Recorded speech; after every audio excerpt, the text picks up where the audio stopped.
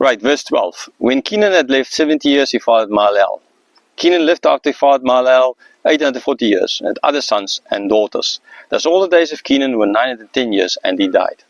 Okay, so I'm as well not going to look at the different meanings of the names. Okay, from Mahalalel, we see it ends with El, which is Elohim, which then it's kind of like Daniel, El, right? Which we see in so many Hebrew names, the name of God, Ezekiel, El there as well, right? So yeah, we will see that in those names. So there's a mention of God or belonging to God in here. But I'm not going to look, I will just look at the names that's looked at, like Noah's name, right? Because that is explained. Okay. Verse 15. When Mahalalel had lived 65 years, he fathered Jared. Verse 16. Mahalalel lived after he fathered Jared 830 years, and had other sons and daughters. Thus all the days of Mahalalel were 895 years, and he died. Okay, so as well, they all follow the same kind of life. He gave birth to, understandably men doesn't give birth, right? And he sired, as we understand. And how old he was when he did that, how long he lived after the birth, and then he had other sons and daughters, and he died. Okay, so this is as well the same kind of system that all these verses take. Verse 18. When Jared had lived 162 years, he fathered Enoch. Jared lived after he fathered Enoch 800 years, and had other sons and daughters. Thus all the days of Jared were 962 years, and he died. When Enoch had lived 65 years, he fathered Methuselah. Enoch walked with God after he fathered Methuselah 300 years, and had other sons and daughters. Thus all the days of Enoch were 365 years. Right, so Methuselah ends with the word Selah, which we find a lot in the Psalms, and till today the scholars don't exactly know what the word means, so here we have the name Methuselah, and the word Selah inside it, but we again don't really know what it means, therefore. Verse 24. Enoch walked with God, and he was not, for God took him. Right. Yeah, here is that one kind of exception. A guy who died very young, 365 years old. Okay, the Jews followed the lunar year, 360 days. Right, they did know, though, that there is another, the 365 days, so that's not a problem. But solar year. So the question is this, did they write 365 because they know there's 365 days in a solar year? Or was it a real age? Again, I believe it's a real age that he died at. Or actually he didn't die, sorry, he didn't die. Right? Because from this text and in the New Testament, he didn't die. Right? He walked with God, he was no more.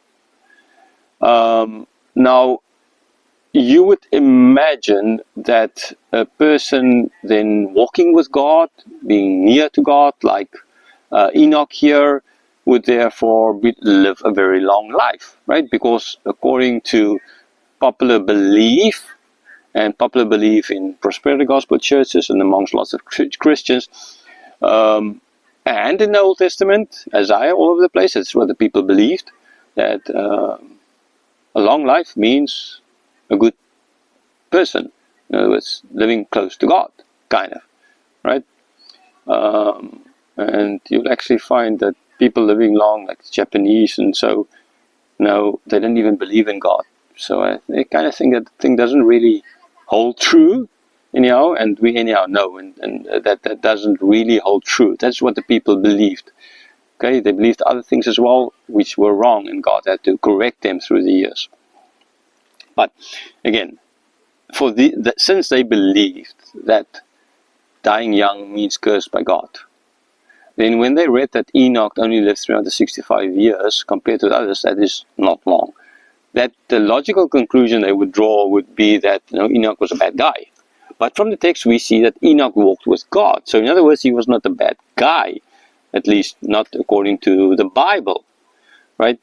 So since he lived 365 years, which is one solar year, I mean, not 365. 365 days is one solar year, and he lived 365 years, right? Therefore, that kind of whole number portrays perfection, right? X amount, 365 days in a year, live 365, one whole solar day year, okay? That implies in this perfection. So that then would mean that even though he died young, right, since he lived 365 years, he died, he didn't die, right? Even though he lived only on this planet for 365 years, it implies, that number implies, that he was not cursed by God. He lived his full life on earth, and he therefore was blessed by God. And so much more blessed by God for the fact that God took him and he didn't die. Okay, that raises other understandable theological questions. So if Enoch could live so close to God that he and Elijah are the only people who could not die, then could they not have been substitutes for Jesus kind of idea? I mean, in a certain sense, they could have been close to or near substitutes, but none of them could be substitutes for the simple reason that they were all children of Adam directly, unlike Jesus, born of the Virgin through the work of the Holy Spirit. And Enoch, although he was such a good guy, walked with God, he was still born with the sin of Adam. Okay, so that still leaves that problem. And Elijah didn't die, right? But we know Elijah, there were times that Elijah were very depressed, were like really sinning, like, God, I'm the only believer around. So clear, he sinned, okay, in his own, but God took him. So that as well doesn't imply, therefore, if you compare Enoch and Elijah we know from the Bible that he did sin, but he was taken alive by God. And here in this case, Enoch taken alive by God, therefore does not mean or imply that Enoch never sinned. Okay, and he was born in the likeness of Adam, with original sin. So therefore, yes, none of them could have been substitutes. And Enoch most likely did sin as well, but or in such a way so that it was still not that bad, but one is enough, which would make it impossible for you to be that substitute. Well, ultimately, neither Enoch nor Elijah could be substitutes for Jesus. Okay, so yeah, the fact that God took him, how God did that, right?